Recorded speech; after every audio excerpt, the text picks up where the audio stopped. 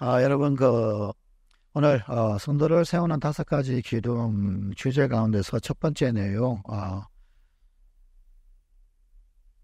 예배를 조금, 보려고 합니다. 도대체 예배가 뭘까? 예배가 뭘까?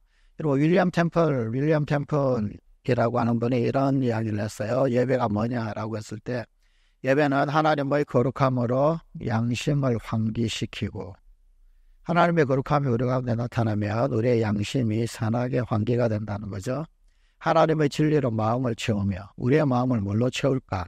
여러분, 세상의 여러 쾌락 혹은 아니면 유혹으로 마음을 채우는 것이 아니라 하나님 말씀이 우리 가운데 가득히 들어서서 마음을 채우는 것, 그게 예배다라는 거예요. 하나님의 아름다움으로 가슴을 장식하고 우리가 예배 가운데 눈이 뜨이면, 영안이 열리면 하나님을 보게 됩니다. 그러니까 하나님의 아름다우심이 우러러 우리 가운데 충만하게 되더란 말입니다. 그리고 하나님의 목적으로 인간 의지를 다듬는 것이다. 그렇게 제대로 된 예배를 온전히 드리게 되면 그러면은 우리가 하나님의 목적으로 가득 차게 됩니다.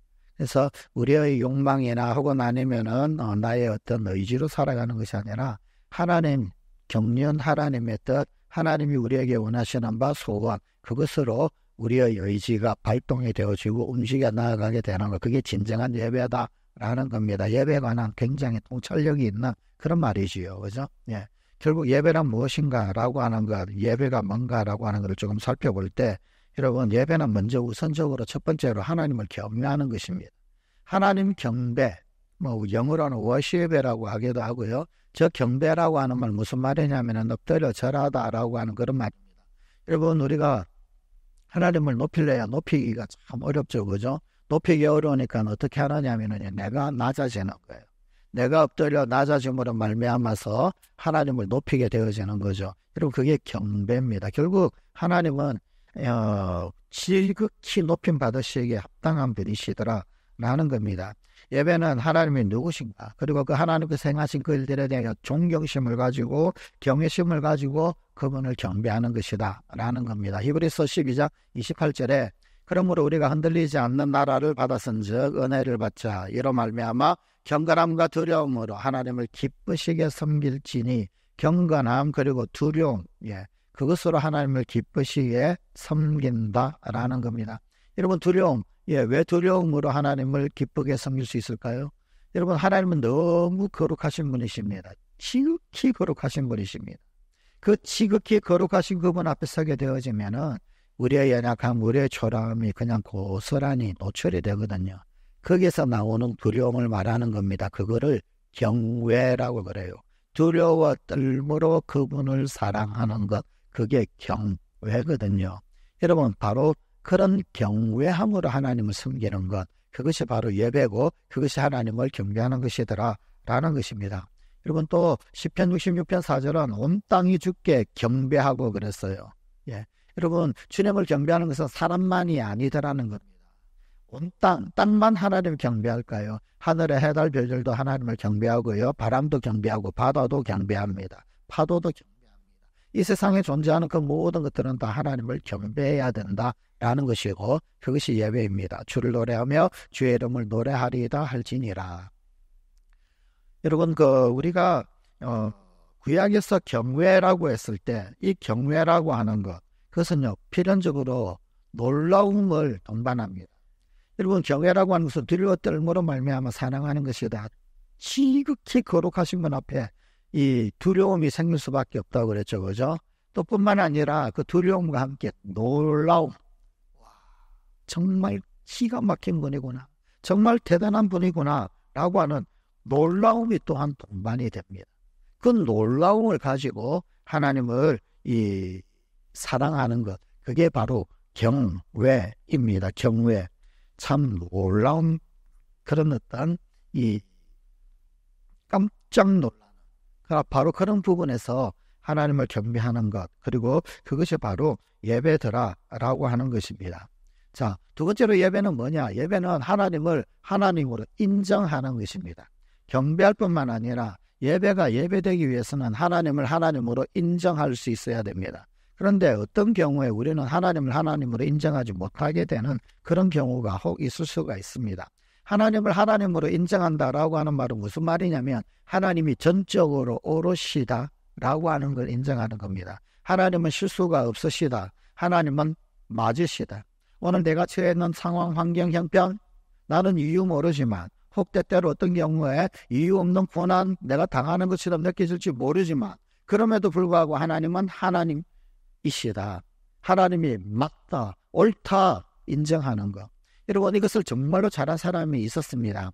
그리고 우리가 새벽주일 특별 새벽기도회 때 잠깐 살펴보았던 요셉의 일대기를 통해서 보았는데 그리고 요셉은 그야말로 하나님을 하나님으로 인정하는 사람이었어요. 그러나 그 생애 전체가 그야말로 예배자였습니다. 단 한순간도 하나님을 하나님으로 인정한 적이 없던 때가 없었던 사람. 그리고 예배는 그런 겁니다. 하나님을 인정하는 것. 하나님이 만왕의 왕이시다. 그분은 정말로 오르시다, 맞으시다. 그래서 여러분 성경 말씀에 보니까요. 내 이름을 멸시하는 제사장들아 남왕군의 여호와가 너에게 이르기를 아들은 그 아버지를 종은 그 주인을 공경하나니 내가 아버지일진데 나를 공경함이 어디나냐. 하나님을 아버지로 인정하고 있느냐 그 이야기입니다. 그죠? 네. 또 내가 주인일진데 나를 두려워함이 있느냐. 하나님이 주인이시다. 하나 너희는 이르기를 우리가 어떻게 주의 이름을 멸시하였나이까 하는도다. 그런 적 없다라는 거예요. 하나님을 하나님으로 인정하지 아니하였고 하나님을 주인으로 인정하지 아니하였으면서 그러면서 하나님 언제 그랬습니까? 그렇게 이야기하더라는 거예요. 너희가 더러운 떡을 나의 제단에 드리고도 말하기를 우리가 어떻게 주를 더럽게 하였나이까 하는도다. 이는 너희가 여호와의 식탁은 경멸히 여길 것이라 말하기 때문이라. 말라기 시대 때인데 뭘 이야기하느냐면은 저 당시에 사람들이 하나님을 섬기는데 예배하는데 찌꺼기 가지고 하나님을 섬기고 하나님을 예배했다라는 거예요. 썩어 남은 찌꺼기, 짜투리 이런 것들 가지고 하나님 경외하고 하나님을 섬겼다라고 하는 그런 말입니다. 그러면서 우리가 언제 하나님을 아버지라고 인정 안 했습니까? 우리가 언제 하나님을 주인이라고 생각하지 않았습니까? 예. 그런데 아버지에게 찌꺼기 주고 또 혹은 아니면은 주인에게요 짜투리 주고 뭐 그러고 있더라는 거예요. 그것에 대한 이 책망의 말씀이 저 말라기 1장의 말씀이죠. 여러분 하나님을 하나님으로 인정한다. 여러분 이게 예배입니다. 우리는 과연 하나님을 하나님으로 인정하고 있는가? 그분이 최고이시다. 그분은 가장 우선적인 분이시다. 그분은 오르신 분이시다. 그분은 맞는 분이시다. 그분은 어떤 경우에도 우리의 삶 가운데서 가장 최우선적으로 인정받으실 분이시다. 이게 있느냐 말입니다. 그게 예배입니다. 예배. 하나님을 하나님으로 인정하는 것. 네. 여러분 예배는 또 무엇이냐? 예배는 하나님을 경배하는 것. 예배는 하나님을 하나님으로 인정하는 것. 그리고 예배는 하나님을 축하하는 것입니다. 예배는요. 이 가슴 벅차서 축하하는 것. 그게 예배입니다. 와 하나님 최고. 하나님 정말 귀하십니다. 박수. 와 오늘은 주의 날이군요. 우리 주님이 주인이신 날이군요. 주일, 주의 날. 그걸 축하하는 것. 그래서 예배는요. 축제적인 요소가 있습니다. 시편 103편 1절입니다. 내 영혼아 여호와를 송축하라. 내 속에 있는 것들아 다 그의 이름을 송축하라. 저기 송축하다라고 하는 말은 뭐냐면 마음껏 축하하다. 노래를 부르며 축하하다라고 하는 겁니다. 그야말로 경하를 드리옵나이다. 이런 것 있죠. 그죠? 그게 송축이에요. 예배는 그렇게 하나님께 경하를 드리옵나이다 라고 하는 것. 그게 예배입니다. 그래서 예배에는요, 기쁨이 있고요, 축하가 순서가 있고요, 우리 하나님을 지극히 높이는 그런 것이 있더라라는 이야기입니다. 시편 100편 말씀에 온 땅이여 여호와께 즐거운 찬송을 부를지어다. 왜요? 주님을 축하하니까, 기뻐하니까. 기쁨으로 여호와를 섬기며 노래하면서 그의 앞에 나아갈지어다 라고 시편은 예배를 우리에게 소개해주고 있습니다. 그래서 진정한 예배는요, 감사가 동반되고 기쁨이 동반되고 즐거움이 충만한 거예요. 그분을 축하하니까. 여러분 결혼 예식장에 왔는데 그런데 진정으로 축하하는 자, 누구예요? 내 결혼처럼 기뻐하는 거. 그게 진정으로 축하하는 거죠. 여러분 친구의 결혼이 그렇게도 기쁘고 즐거운 그런 느낌을 확 받아봤던 때 있으신가요? 저는 그런 적이 있어요. 얼마나 기쁜지. 예. 그 친구가 결혼을 한다라고 그러는데, 예. 그때 제가 군대에 있었거든요. 군대에 있어서 결혼식에 참여를 못했는데, 그런데요, 그냥 멀리서도 군대에서도 얼마나 기쁘든지 박수를 쳐주고 싶고, 군대만 아니었으면, 예. 근데 군대에 있을지라도 정말 뛰쳐나가서 축하를 해주고 싶고, 막 그렇더란 말이에요. 예. 여러분, 그게 예배입니다. 하나님께 그렇게 축하하는 거. 그게 바로 예배더라. 감사가 있고, 기쁨이 있고, 즐거움이 있고, 그죠? 예. 예배가 뭐냐? 예배는 우선적으로 하나님을 위한 것이지, 우리의 유익을 위한 것이 아니다라는 겁니다. 요한계시록의 말씀을 한번 보실까요? 우리 주 하나님이여 영광과 존귀와 권능을 받으시는 것이 합당하오니, 예배는 오직 그 주인 주권이 없고 하나님께 있습니다. 예. 예배의 주 목적 하나님이셔요. 예. 주께서 만물을 지으신지라 만물이 주의 뜻대로 있었고 또 지으심을 받았나이다. 주님 중심. 여러분, 이사야서 말씀에 좀 쉬운 성경이라고 하는 성경이 있는데 29장 13절은 이렇게 아주 쉽게 번역을 했어요. 이 백성이 그 입으로는 나를 존경한다고 말하지만 그 마음은 내게서 멀리 떨어져 있다. 그들이 나를 경배한다고 하지만 그것은 사람들이 해오던 방식대로 형식적으로 하는 것일 뿐이다. 여러분, 이건 예배가 아닌 거죠. 그죠? 예, 여러분, 하나님을 위한다. 전적으로 주인공은 하나님이시다라는 거예요. 그러니까 적당히 마음은 어디 저기 콩밭에 가 있고 그러면서 해오던 대로 하는 거니까 그냥 하고, 이거는 예배가 아니라는 이야기예요. 하나님이 주인공이 되셔야 돼요. 주인공. 여러분, 우리의 예배는 얼마나 하나님을 주인공 삼고 있을까요? 예배의 대상은 오직 하나님이시거든요. 우리가 예배 본다 이런 표현 쓰잖아요. 맞는 표현일까요? 틀린 표현일까요? 어떻게 생각하십니까? 틀린 표현입니까? 그럼 맞는 표현은 뭘까요? 드린다. 맞아요. 확실해요. 한 50점 정도? 예. 국문법적으로 더 정확한 표현은 예배한다라고 하는 말이 맞습니다. 예배하다. 예. 왜냐하면 예배라고 하는 말 그 자체가요, 엎드려 경배하다라고 하는 그런 뜻이 있거든요. 배자가 절할 배자죠. 그죠? 이미 절을 하고 있는데 절하다. 그러니까 거기에 하다라고 하는 동사가 붙어야 되겠죠. 그죠? 예. 절드리다. 약간 이상하죠. 그죠? 애매하죠? 예. 국문법적으로는 그렇다는 거예요. 그러나 여러분, 우리의 관습적인 표현을 볼 때는 예배를 드린다라고 하는 마음의 자세가 필요한 거죠. 드리는 거예요. 본다라고 하는 게 아니고요. 왜죠? 예. 여러분, 본다 그러면은 이거는 주인공이 누가 됩니까? 내가 주인공이 되는 거예요. 잘했나 못했나 살펴보게 되는 거죠. 근데 내가 드린다라고 그러면은요, 그땐 주인공이 내가 아니죠. 상대방이 주인공이 되는 거죠. 여러분, 그 예배의 주인공은요, 우리가 아니에요. 하나님이. 물론 예배 드리면 은혜 받습니다. 예배 드리면 예배 가운데 하나님께서 우리에게 자비와 긍휼을 베푸시기도 합니다. 우리의 예배 가운데 간구할 때 하나님께서 응답을 주시기도 하시고요. 우리의 찬양 가운데 하나님께서 기뻐하셔서 놀라운 자비와 인애를 내려주시기도 하십니다. 그러나 그것이 예배의 목적은 아닙니다. 예배의 목적은 주인공이 오직 하나님이시다. 하나님 앞에 내어드리는 것. 그게 예배의 목적입니다. 하나님이 받으셔야 하는 거예요. 하나님께 그래서 우리가 드리는 거고 올려드리는 거죠. 그것으로 만족. 그게 제일 첫 번째입니다. 물론 거기에서 부수적으로 하나님께서 받으시고 우리에게 내려주시는 게 있어요. 예.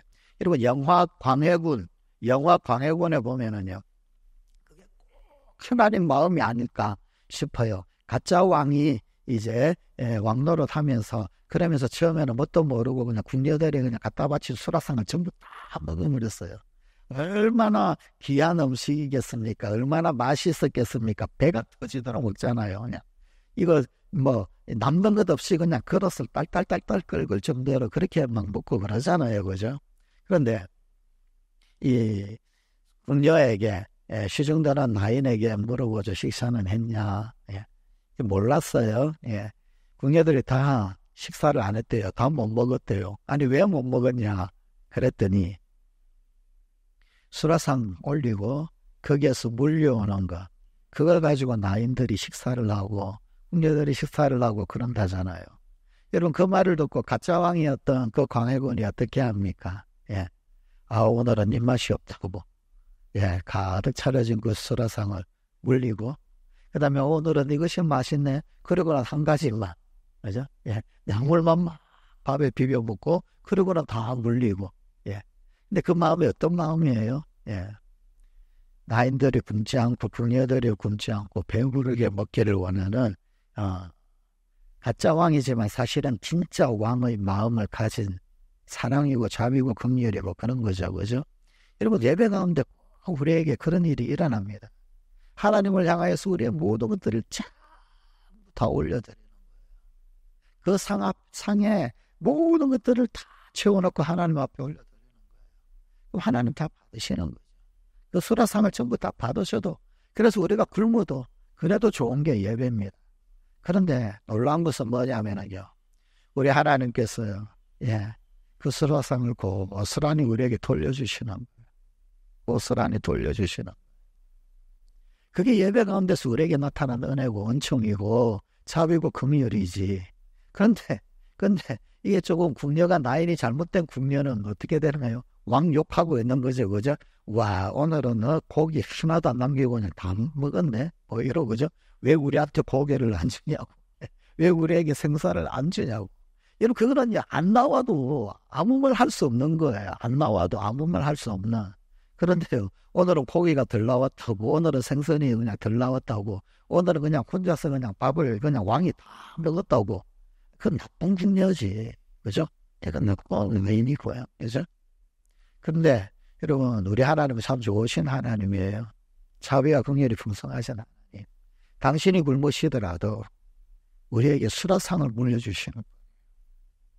그리고 그것이 예배에서 우리에게 나타나는 자비와 긍휼이지. 그걸 마땅한 것으로 여기면 안 됩니다. 정말 마땅한 것은 나에게 아무것도 없다 할지라도 그분이 온전히 주인공 되는 거예요. 예배는 드림입니다. 드리는. 여러분, 어떤 부부가 있었어요. 부부가 그냥 온 가족이 이제 예배 이렇게 타고 예배 잘 드렸어요. 예배 잘 드리고, 그리고는요, 이제 돌아가는 시간에, 예, 그러면서요, 예, 남편과 아내가 저 이야기구나. 오늘 찬양대가, 예, 고음에서 삐싸리 같다고. 뭐 그러는 거예요. 그러고 또 그러니까 아내가 뭐라고 하냐면, 오늘따라 목사님 설교가 왜 그렇게 기냐고. 막 그러는 거예요. 뒷자리에 앉아있는 아들이 뭐라고 그랬게요? 이렇게 얘기했대요. 1,000원 내고 그만큼 받으면 짧은 거지 뭘 그러냐고. 그런 거는 예배가 아닌 거죠. 그런 건 예배가 아닌 거예요. 예배는 주님 앞에 드리는 겁니다. 그죠? 그래서 참된 예배는 거룩하신 하나님의 영광에 대한 자연스럽고 합당한 반응이에요. 자연스럽고 합당한 반응. 그것이 바로 예배더라라고 하는 것입니다. 여러분, 그렇다면 이 예배, 교회에서만 드리는 것 이것만 예배일까? 예배 시간에만 드리는 이것만 예배일까? 아니요, 그죠? 예배 영역을 좀 더 볼 필요가 있습니다. 사실 이 예배는요, 쉽게 이야기하면요, 공적인 영역이 있고 사적인 영역이 있어요. 우리가 이렇게 공동체로 모여서 함께 드리는 예배가 공적인 영역이겠죠? 사적인 영역은 그러면 어떤 게 될까요? 다 개인적으로 혼자 있을 때. 그때도 여전히 하나님 앞에 예배자 되어지는 것. 그게 이제 예배더라라는 이야기입니다. 여러분, 그 요한복음 4장 20절에 보게 되면 사마리아 이 수가성의 우물가 여인 이야기가 나옵니다.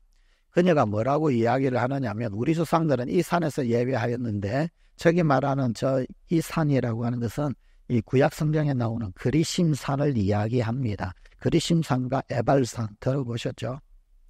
그리심산하고 에발산하고 그 중간에 뭐가 있느냐면요, 세겜이라고 하는 곳이 있어요. 세겜.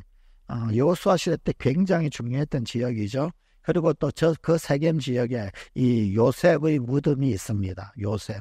예. 이 애굽의 총리였던 그 요셉, 출애굽할 때 내 해골을 메고 올라가겠다고 하라 신신당부를 하고 후세에게 남겼죠. 그래서 출애굽할 때 요셉의 해골을 메고 출애굽을 하죠. 그리고는 어디에 묻었느냐면 세겜 땅에다가 묻었어요. 그리고 거기에 또 뭐가 있느냐면 소위 야곱의 우물이라고 하는 것이 있어요. 야곱이 우물을 파고. 그러니까 어느 정도 그리심산 거기에 이제 좀 약간 명분이 있을 수 있는 그런 것이죠. 그런데 사마리아 사람들이요, 우리 조상들은 이 산에서 예배하였는데 사마리아 사람들을 이야기하는 거예요. 이 사마리아 사람들이 그리심산에다가 이 성전을 지었어요. 예루살렘 성전을 본딴 성전을 지어가지고 거기에서 예배를 드렸거든요. 그걸 이야기합니다. 그런데 당신들의 말은 예배할 곳이 예루살렘에 있다 하더이다.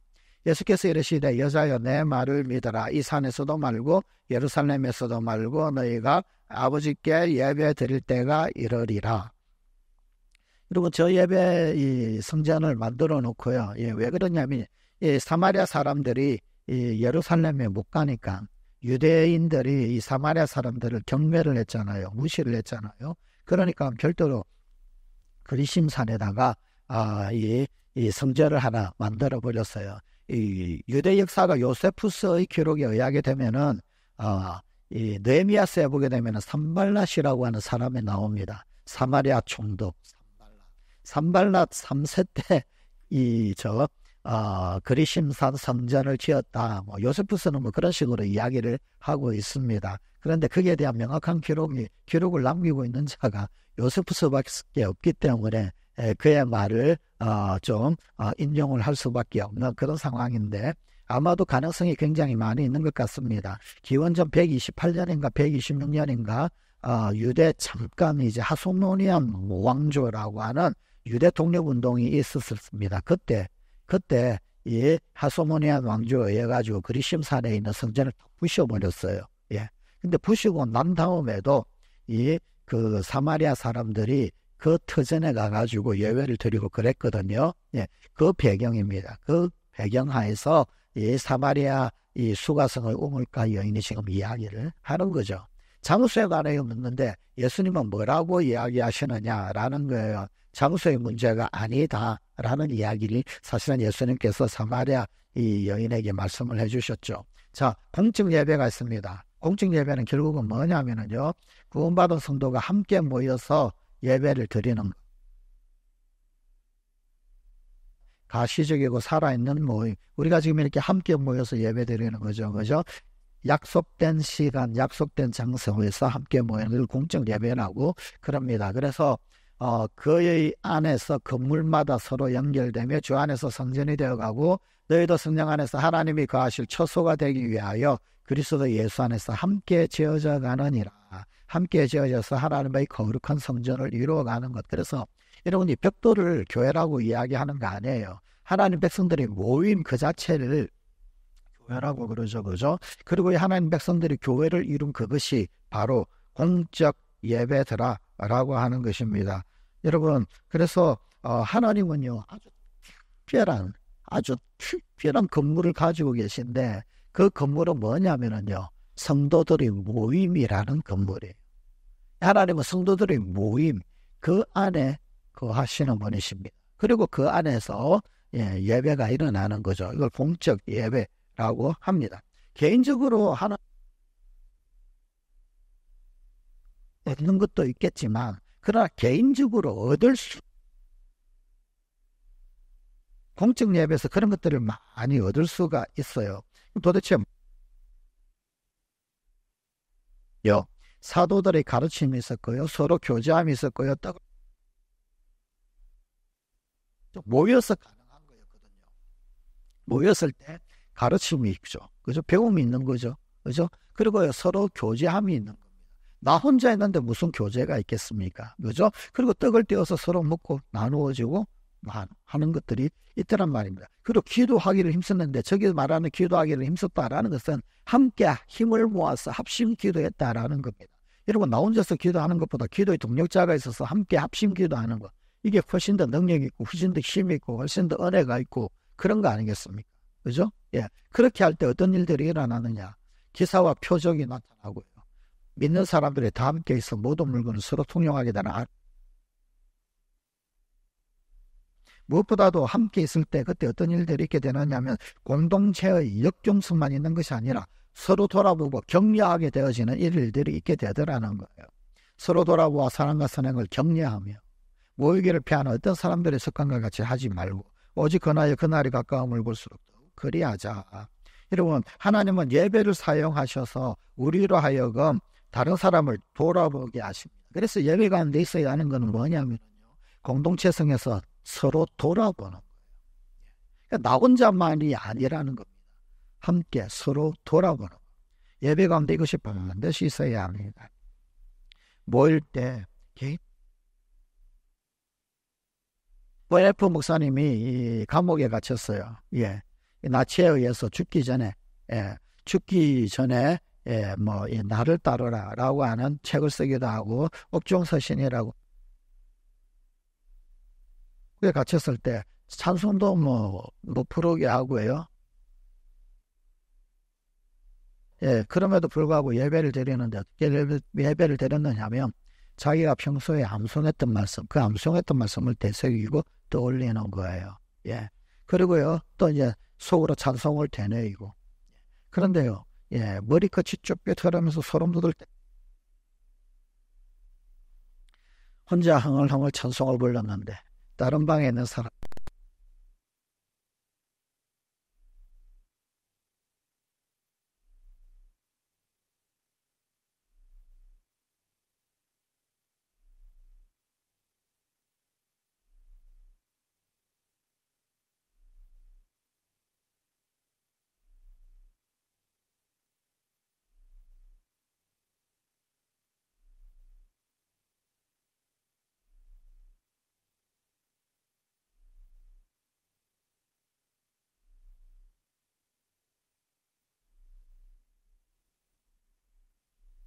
예, 스쳐 지나가는데, 손가락이 스쳐 지나가요. 손가락을 스쳐 지나갈 때, 보네프 목사님이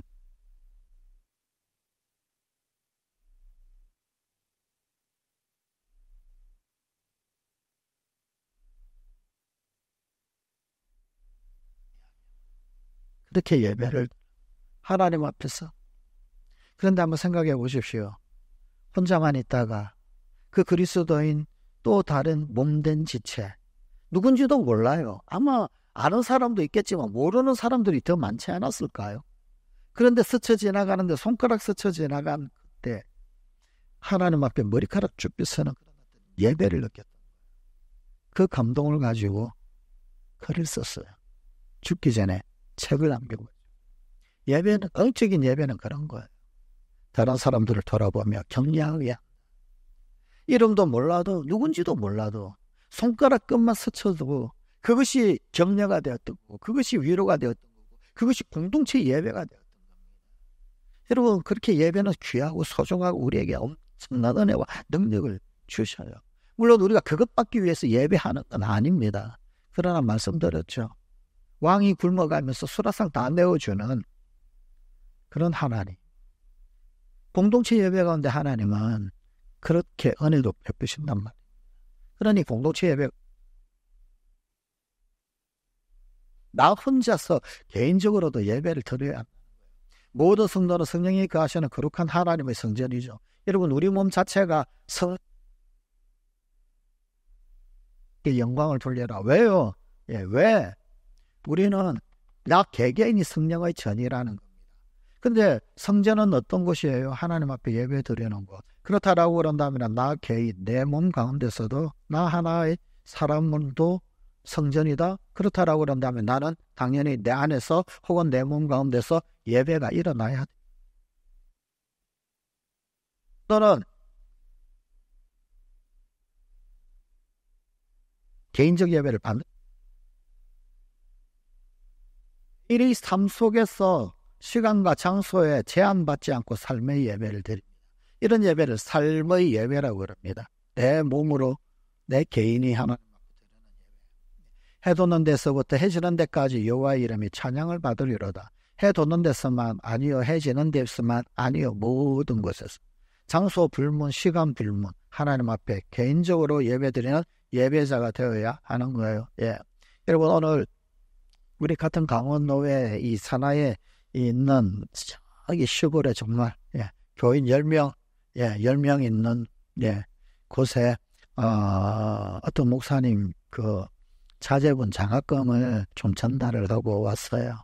예. 근데 드리면서 무슨 말씀을 드릴 수 있겠어요. 근데 목사님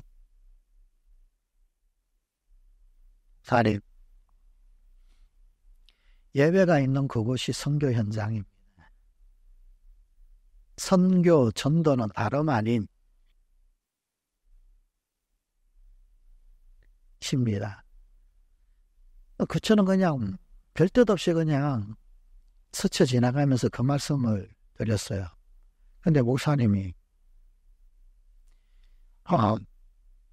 뭐 노후촌에 힘드시죠. 근데 그 말이 뭐라고 위로를 굉장히 받으시더라고요. 아멘, 아멘, 아멘. 그러시는 거예요. 예배는 그런 거예요. 예배가 있는 그 곳곳마다 하나님 계심이 나타나는 거예요. 이 어떤 형편에 있든 어떤 장소에 있든 어떤 시간에 있든 하나님 계심을 인정하는 것, 그게 예배입니다. 예배자가 있는 그곳에 선교가 일어나는 거고요. 예배자가 있는 그곳에 전도가 있는 거예요. 뭐 선교, 전도, 물론 이제 우리가 뭐 빵보따리 혹은 아니면은 뭐 여러 선물, 뭐 휴지, 뭐 티슈 뭐 나눠주고 물수건 나눠주고 필요합니다. 예. 근데 복음이 전해져 가야 되잖아요. 하나님이 계십니다. 예수 그리스도가 구주이십니다. 라고 하는 가장 강력한 메시지가 뭘까요? 아무도 하나님을 예배하지 않는다 할지라도 내가 그 가운데서 나는 여전히 하나님 앞에 예배자가 되어져 있는 것. 그것만큼 하나님이 계십니다. 예수 그리스도가 계십니다. 라고 하는 강력한 메시지를 전달하는 게 있을까요? 여러분, 선교 현장도 마찬가지입니다. 선교사들, 전도 잘 안 됩니다. 사회주의국 몇백 년 전에 세워진 교회나 그런 데나 예배드리지, 되고 난 이후에는요, 사실은 뭐 공산 절대 그렇지 않아요. 그냥 다 알아도 모른 척하고. 지금 저기 블라디보스토크 러시아에서 한 분 잡혔죠. 그게 뭐 요 최근 내 일어난 일이겠습니까? 이미 벌써부터 뭐 십몇 년, 20몇 년 전부터 다 알고 있던 거 그냥 이렇게 잡아가는 거지. 선교 현장은 그런 곳이거든요. 근데 혹 세례 주는 사람, 세례 준 자 하나도 없다 할지라도, 혹은 아니면은 그 누군가 찾아와서 그냥 드라마틱하게 회심을 하고, 그리고는 내가 예수 할지라도 그 현장에 경외하는 자가 있다라고 하는 것. 여러분, 그거 개인적인 예배 얼마나 중요한지. 삶의 예배, 하나님을 경외하고 하나님을 인정하고, 인적 예배, 그래서 공적 예배, 그 다음 개인적 예배, 이 모든 예배가 다 살아야 하는 거죠. 예배는요, 요소가 있습니다. 무엇을 구색을 갖추어야 예배가 되느냐라고 했을 때, 여러분, 하나님 사랑하는 마음이 있어야 됩니다. 가장 근본 요소죠. 그래서요, 오늘 본문 말씀과 같아요. 하나님 사랑하는 마음을 다하고 목숨 다하고 뜻을 다하여 주 너희 하나님을 사랑하라. 여러분, 이게 하나님 사랑하는 마음, 그게 예배입니다. 여러분, 10계명 1계명부터 10계명까지 있는데 10개 계명이 있는데 크게 두 가지로 나눌 수 있잖아요. 1계명부터 4계명까지는 하나님 사랑, 그죠? 그 다음 5계명부터 10번째 계명까지는 사람에 대한 건데, 알고 보니까 사람 사랑이잖아요. 부모 공경하고 살인하지 아니하고 도둑질하지 아니하고 이웃과 담내지 아니하고 사람을 어떻게 사랑하는가라는 계명인 거예요. 10계명은 사실 크게 두 가지로 나누면은 하나님 사랑, 이웃 사랑이죠. 조금 유식한 한자말로 이야기하면 그게 저기 지난 주일날 설교했던 거잖아요. 경천의인이잖아요. 경천의인. 한자로 쓰면 경천의인이지. 그런데 사실은 하나님 사랑, 이웃 사랑이죠. 여러분, 그 가운데 하나님 사랑이 예배입니다. 하나님 사랑하는 것이 예배의 근간이다. 두 번째로 예배는요, 하나님을 예배에 어떤 요소가 있어야 되냐면, 하나님 신뢰하는 마음이 있어야 합니다. 아까 하나님을 하나님으로 인정하는 것이 예배다 그랬잖아요. 하나님은 맞다, 하나님 오르시다, 하나님 실수가 없으시다, 그분은 틀림없는 분이시다. 우리가 그 하나님을 전적으로 의지하고 의존하고 믿는 것, 그게 예배에 반드시 있어야 할 요소입니다. 반드시 있어야 할 요소. 하나님은 어떤 분이신가? 어떤 분이신가? 7절에 스스로 지혜롭게 여기지 말지어다 여호와를 경외하며 악을 떠날지어다. 하나님 경외하라. 이것이 내 몸의 양약이 되어 내 골수를 윤택하게 하리라. 하나님을 신뢰한다라고 하는 것. 여러분 미국의 세들백 교회 목사님이 리고레 목사님이 이런 이야기했어요. 하나님 신뢰한다라는 것은 하나님이 우리 삶에 가장 좋은 것이 무엇인지 아신다는 믿음을 갖는 것을 의미한다. 나보다도 나를 더 잘 아시는 분이 하나님이십니다. 나는 이걸 인정합니다. 믿습니다. 여러분 그게 예배의 요소입니다. 그래서 우리가 하나님 앞에 예배하잖아요. 하나님 신뢰하니까 예배하지. 하나님 신뢰 안 하면은요. 그러면은요. 저기 우리가 예배 왜 하겠어요? 점집 찾아가지. 안 그래도 오늘 그냥 골치 아픈 이 전화를 하나 딸내미가 저기 점집을 좋아한다는 거예요. 엄마는 또 얼마나 가슴이 아파요. 왜 좋아합니까? 가면 기가 막히게 맞추니까.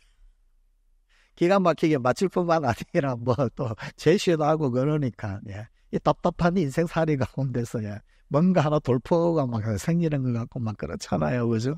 예. 여러분 예배는요 하나님 신뢰하는 거예요. 하나님이 나에게 가장 좋은 건 아신다라는 것 인정하는 것. 이 요소 없으면은요 예배가 안 되는 거예요. 왜 예배자가 못 되고 예배 안 합니까? 하나님을 신뢰하지 못하니까 그런 거예요.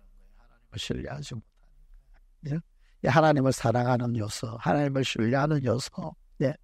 여러분 하나님은 참으로 어떤 분이십니까? 나의 구원이시고 신뢰하고 두려움이 없는 그런 우리 하나님이시더라는 거예요. 세 번째로 예배 요소는요. 순종하는 마음이 있어야 합니다. 예배 왜 합니까? 하나님 말씀에 순종하기 위해서 하는 거지. 그죠? 순종하지 않으려면은 예배할 필요가 없는 거죠. 그래서 예배 요소는 순종이 있어야 합니다. 꼭 반드시 순종이 있죠. 사무엘 상에 아주 이 순종에 관한 기가 막힌 그런 말씀을 주시고 있습니다. 사무엘이 이르되 여호와께서 번제와 다른 제사를 그의 목소리를 청정하는 것을 좋아하심같이 좋아하시겠나이까. 순종이 제사보다 낫고 듣는 것이 순양의 기름보다 나으니. 순종 여러분 순종의 진정한 프로세스 그게 예배예요. 예배에서 순종이 나오는 게 아니고요. 순종의 결과가 예배입니다. 순종의 결과가. 하나님 앞에 순종한 그 순종의 결과. 그게 예배로 나오는 거죠. 여러분 여기 헷갈리면 안 돼요. 이 순서가 잘못되면 안 됩니다. 예배 선에 받으면 그러면 순종하게 되어져 있지. 그게 아니고요. 하나님 앞에 철저히 순종하니까 그 순종의 결과가 예배로 나타나는 겁니다. 그래서 보네포 목사님이 이런 이야기했어요. 수백 번의 설교보다 한 번의 순종이 낫다. 설교 말씀 많이 듣고 난 다음에 순종하는 것. 그게 아니고요. 하나님 앞에 단 한 번의 순종이 있다라고 한달지라도 그 순종이 있어야 한다. 헌물도 마찬가지입니다. 그죠? 순종의 결과가 헌물로 나타나는 거지. 그죠? 예배하고 헌물하고 이래가지고 순종이 되어지고 뭐 그런 건 아니고요. 그죠? 여러분 사무엘이 사울에게 저 이야기를 왜 했을까요? 사울은 선택적 순종을 했습니다. 선택적 순종은 순종이 아닙니다. 자기 하고 싶은 것, 자기 마음에 원하는 것 그것만 순종하고. 그죠? 재물 전부 다. 진멸전쟁하나 그랬는데 실하고 좋은 것 내버려 뒀어요. 사무엘이 도착해서 막 보니까 그러니까요. 양 울음소리 소 울음소리 들린단 말이에요. 이게 뭔 소리냐 그랬더니 하나님 앞에 제사 지내려고 해서 제일 좋은 건 남겨놓은 거라고. 다른 건 다 죽였다고. 선택적 순종은 순종이 아닌 거죠. 그죠? 마음을 다해 하나님 앞에 순종하는 마음이 있어야 합니다. 그것이 여러분 예배 요소 중에 아주 중요한 요소입니다. 여러분 예배 요소 뭐가 필요할까요? 하나님을 찬양하고 감사드리는 마음이 있어야 합니다. 찬양. 예배 요소에는 찬양이 있습니다. 찬양은 뭘까요? 노래 부르는 것? 아니요. 노래 부르는 건 이상이 찬양입니다. 하나님을 지극히 높이는 것. 하나님을 높이는 모든 것이 찬양입니다. 물론 그 가운데 하나가 가사에 곡조를 붙이는 것. 근데 여러분 찬양은요. 박수 하나님을 향하여 갈채를 보내는 것. 그것도 찬양입니다. 하나님을 향하여 두 손을 드는 것. 그것도 찬양이고요. 혹은 아니면은요. 하나님이 너무 지극히 거룩하신 분이셔서 나를 도저히 가만히 있을 수 없어서 내가 납작 엎드리고 무릎을 꿇고 그리고 납작 엎드리는 거, 그것도 찬양입니다. 예. 그런데 예배는 찬양이 있어야 합니다. 하나님을 높여드리는. 그리고 또한 감사하는 마음이 있어야만 합니다. 시편 69편 말씀이에요. 내가 노래로 하나님의 이름을 찬송하고 감사함으로 하나님을 위대하시다 하리니 이것이 소 곧 뿔과 굽이 있는 황소를 드림보다 여호와를 더욱 기쁘시게 함이 될 것이라. 찬송, 하나님을 찬양하는 것. 예. 여러분, 찬송 그리고 감사하는 것, 그것은 그 어떤 제물 드림보다도 더더욱 하나님을 기쁘시게 하는 예배 행위가 되더라라는 겁니다. 마지막으로 그럼 어떻게 실제적으로 해야 할 것인가 라는 것. 실제적으로 3가지 정도입니다. 절대 분리할 수 없는 것, 영과 진리의 예배죠. 그죠? 처음에 나왔던 사마리아 수가성의 여인, 그 여인과 이야기 가운데서 예배의 핵심 골자를 예수님께서 말씀하셨어요.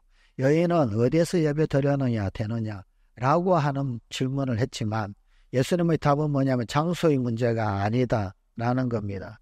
장소가 문제가 아니고 시간이 문제가 아니고 이런 것으로 드리는 게 진짜 예배다라고 하면서 말씀하신 첫 번째가 영의 예배를 말씀하셨어요. 예배는 영으로 드리는 것이다. 여러분, 공적 예배든 혹은 아니면 우리 개인적 예배든 혹은 우리가 집에서 혹은 아니면은 우리가 모였어든 혹은 아니면 우리가 직장 가운데 있든 혹은 나 홀로 어디에 있든 간에 우리가 하나님 앞에 우리가 예배가 되기 위하고 예배자가 되기 위해서는요, 영으로 드림이 필요합니다. 네. 여러분, 사람은 외모를 보거냐 나 여호와는 중심을 보느니라. 저기서 말하는 영, 저 영은 성령, 물론 이제 성령 그때 사용하는 그 영과 같은 단어를 씁니다만 그런 뜻보다는 영어로, 영과 진리 했을 때 영으로 예배드린다. 이 말은요, 나의 전인격적 존재 전부를 이야기하는 거예요. 중심을 말하는 거죠. 그냥 겉모양새가 아니라요, 나의 어떤 그 내면의 그 모든 그분, 내적 인격을 말합니다. 내적 인격.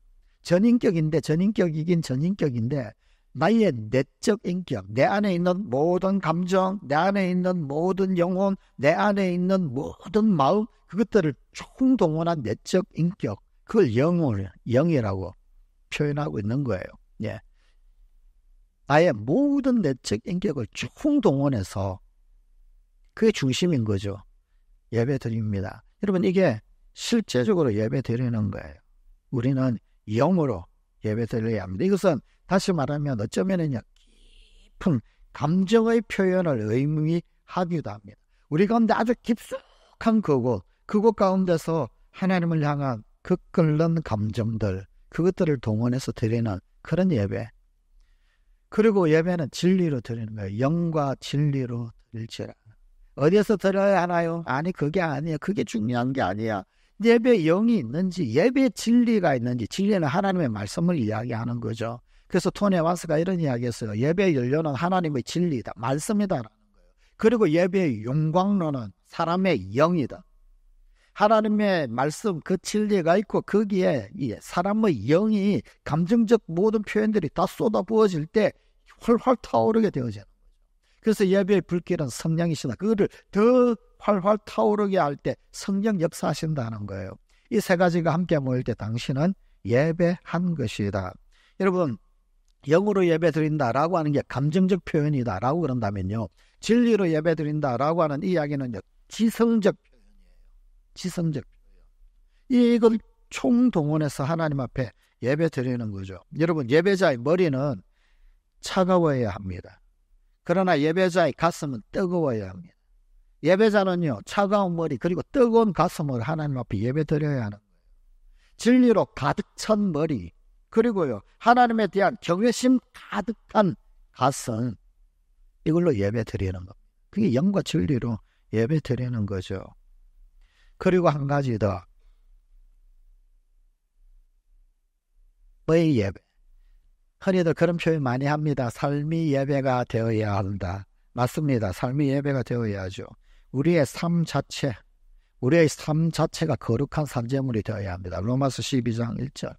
그러므로 형제들아, 내가 하나님의 모든 자비하심으로 너희를 권하노니 너희 몸을 하나님이 기뻐하시는 거룩한 산제물로 드리라. 이는 너희가 드릴 영적 예배니라. 삶이 예배다라고 하는 것. 이 부분을 메시지 성경은 이렇게 표현을 했어요. 매일의 일상생활, 잠자는 것, 먹는 것, 일하러 가는 것, 그리고 걸어 다니는 것 모두를 하나님께 제물로 드려라. 메시지 성경은 굉장히 적용 중심적으로 실제적으로 그렇게 번역을 했죠. 삶의 예배, 우리가 드리는 진짜 진정한 영적 예배, 그것은 우리 몸을 하나님 기뻐하시는 거룩한 산제물 드리는 거예요. 몸이 산제물이 되어야 한다.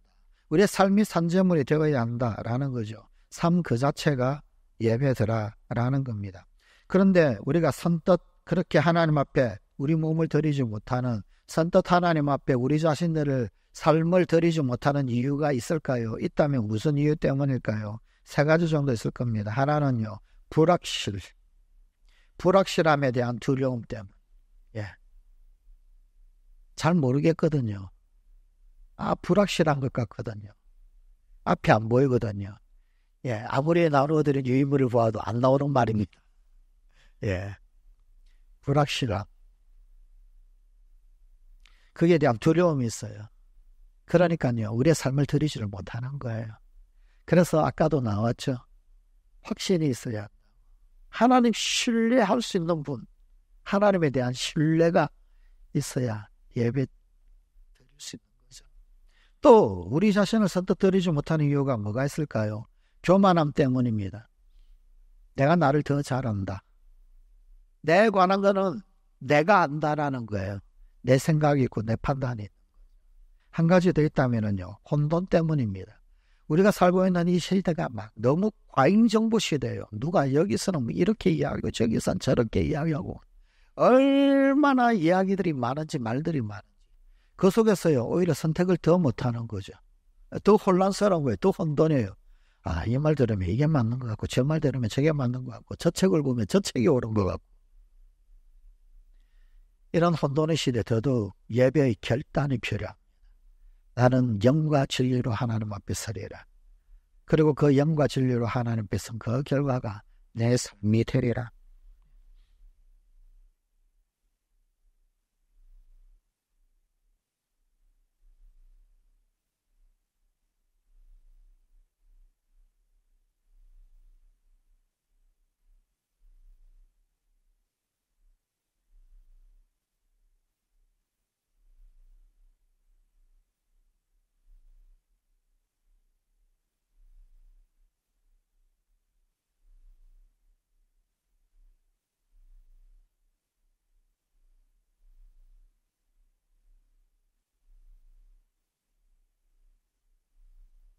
하나님의 모든 자비하심으로 너희를 권하노니 너희 몸을 하나님이 기뻐하시는 거룩한 산제물로 드리라. 여러분, 신약시대 때는 제물 안 드리잖아요. 그죠? 여러분, 구약의 예배가 엄격할까요? 신약의 예배가 엄격할까요? 네. 문자 그대로 한번 보십시오. 신약의 예배가 엄격한가요? 구약의 예배가 엄격한가요? 신약의 예배가 더 엄격하죠? 구약 때는 예배 어떻게 드렸나요? 양 드렸잖아요. 양. 부자는 양 드리고 가난한 사람은 산비둘기 드리고. 그죠? 나는 안 죽었어요, 대신. 그죠? 진짜 부자는 소를 드리고, 소 머리에 안수하고, 양 머리에 안수하고, 내가 줄 건데 대신 양이 죽잖아요. 그래가지고 제단 위에 올려지고, 불태워지고, 제물로 드려지잖아요. 그런데 신약의 예배는 뭐예요? 양이 제단 위에 올라가요? 내가 제단 위에 올라가야 되나요? 내가 제단 위에 올라가야 되죠. 그죠? 여러분, 신약의 예배를 쉽게 생각하지 마십시오. 구약의 예배보다도 훨씬 더 무섭고 훨씬 더 엄격한 게 사실은 신약의 예배입니다. 우리 현대인들은 쉽게 생각하잖아요. 나 자신을 그럼 어떻게 제단 위에 제물로 올릴 수 있을까? 히브리서 말씀에 어떤 힌트를 주시더라고요. 하나님의 말씀은 살았고 능력에서 좌우의 날선 어떤 것보다도 예리하여 문영과 홍과 관절과 골수를 찔러 쪼개기까지 한다. 여러분, 그런데 이 히브리서 이 말씀은요, 사실은 뭘 염두에 두고 영과 홍과 관절과 골수를 찔러 쪼갠다. 뭘 염두에 두고 기록한 말씀일까요? 구약시대 때 여러분, 제물을 드릴 때 어떻게 하나요? 각을 뜨잖아요. 그죠? 뼈는 뼈대로, 살은 살대로, 다리는 다리대로, 앞다리는 앞다리대로, 뒷다리는 뒷다리대로 하나 잘라가지고 각을 떼고, 그리고는요, 그거를 다 잘라서 드리는군요. 그 그림이잖아요. 영과 혼과 관절과 골수를 찔러 쪼갠다라는 말이 그런 말이에요. 여러분, 신약의 칼은, 구약의 칼은 양 잡는 제사장 혹은 아니면은요 재물을 들고 온 사람이 칼을 가지고 열심히 갈랐는데, 신약은요 말씀의 칼이 제단 위에 올려져 있는 우리 나를요 각을 뜨는 거예요. 여러분, 그게 예배입니다. 예배 가운데 말씀의 제단 위에 나를 올려놓고 하나님의 말씀의 칼이 나를 하나하나 각을 뜨는 것, 영과 혼과 관절과 골수를 하나하나 각을 뜬 그게 예배입니다. 그리고 그 예배 가운데 우리는 우리 삶을 하나님 앞에 드릴 수 있습니다. 하나님 말씀이 나를 해부하십시오. 하나님 말씀이 내 몸을, 내 삶을, 내 시간을 해부하십시오. 그 가운데 나를 올려놓는 것. 여러분, 그때 우리는 우리 삶이 예배가 될 수 있는 거예요. 왜 우리 삶을 예배로 못 드리나? 이유는 아주 간단합니다. 하나님의 말씀의 칼이 번뜩이고 있는 그 제단 앞에 나를 올려놓지 못하기 때문에 말씀 앞에 나를 맡기십시오. 하나님의 말씀의 칼이 내 영을, 내 관절을, 내 골수를 건드릴 수 있도록, 쪼갤 수 있도록 내어드려야 합니다. 그때 우리 삶은 예배가 됩니다. 그 말씀의 칼을 피하니까. 나를, 내 관절 건드리지 마세요. 내 골수 건드리지 마세요. 그러니까 재물이 안 되는 거예요. 삶의 예배가 안 되는 거죠.